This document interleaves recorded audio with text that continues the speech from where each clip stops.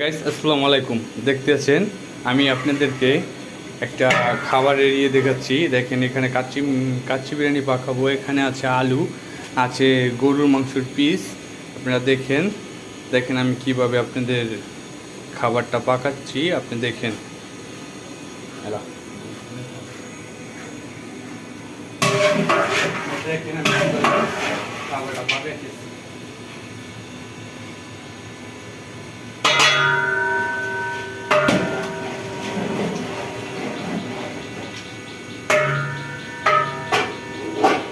আমি ওখানে গোষ্ঠটা কষিয়ে নিচ্ছি, আর এখন আমি ওটার উপরে এই রাইসটা দিয়ে দেবো।